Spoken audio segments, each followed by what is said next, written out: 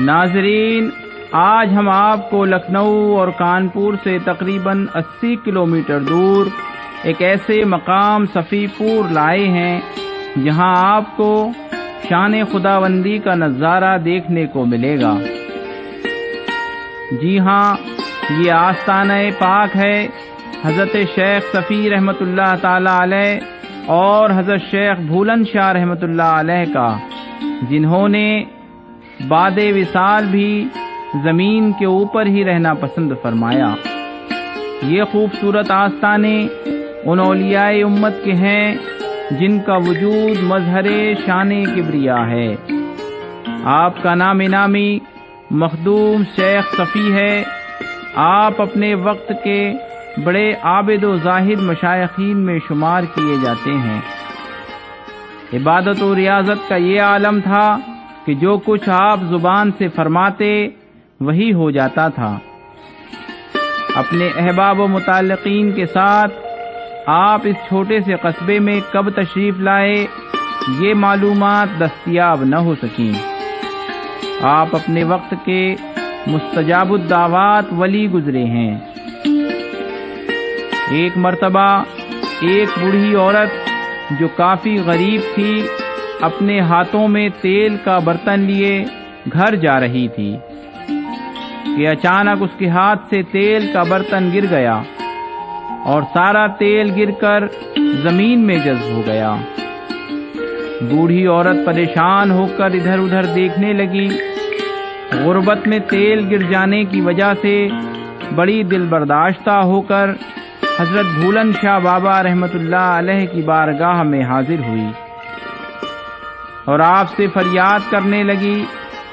آپ نے اس سے پوچھا، تیل کہاں گرا ہے؟ بڑھیا آپ کو اس مقام تک لائی تو آپ نے اپنی چھڑی سے اس جگہ پر گڈھا کر دیا۔ اس جگہ سے تیل نکلنے لگا۔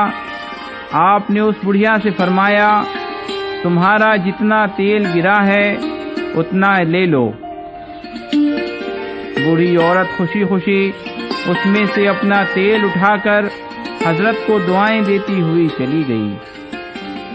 زمین آپ سے اس وقت مخاطب ہوئی کہ اے بھولن شاہ، تم نے میرا رزق مجھ سے چھین لیا ہے۔ جب تم میرے اندر آؤ گے تو میں تم سے بدلہ لے لوں گی۔ آپ نے فرمایا، میں تیرے اندر آؤں گا جب ہی تو مجھ سے بدلہ لے گی، اور اگر نہ آیا تو کیسے بدلہ لے سکے گی؟ ناظرین، جب آپ کا وصال ہوا تو لوگوں نے آپ کو قبر میں اتارا تو لوگوں نے تصرفات اولیاء کرام کا وہ نظارہ دیکھا کہ ان کی عقلیں دنگ رہ گئیں۔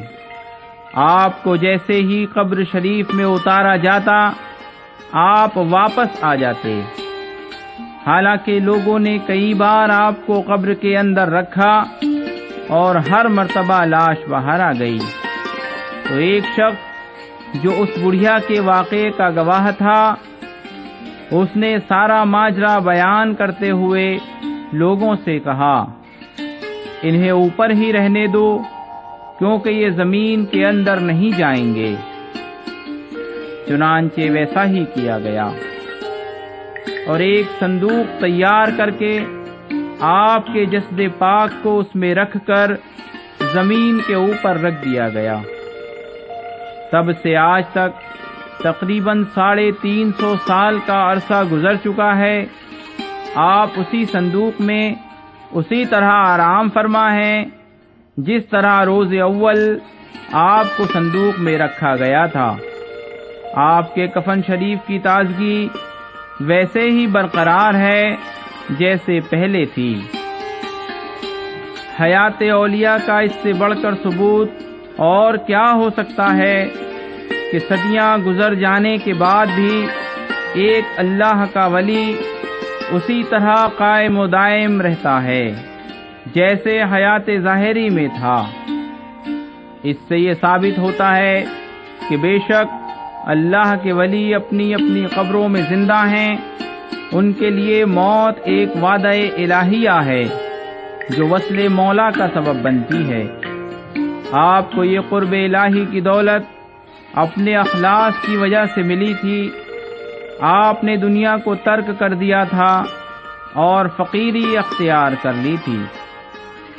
آپ پر دنیا کی بے ثباتی بہت جلد آشکارا ہو گئی تھی اور کبھی دنیا کی آسائشوں کو آپ نے حاصل کرنے کی کوشش نہیں کی، کیونکہ آپ تو جانتے ہی تھے کہ دنیا کو تو کیا جانے، یہ بس کی گانٹھ ہے حرافہ، صورت دیکھو ظالم کی تو کیسی بھولی بھالی ہے۔ آپ کا عرس پاک ہر سال بڑے ہی جوش و خروش کے ساتھ منایا جاتا ہے اور زائرین حضرت کی زیارت کر کے اپنے آپ کو فیوز و برکات سے معمور کرتے ہیں۔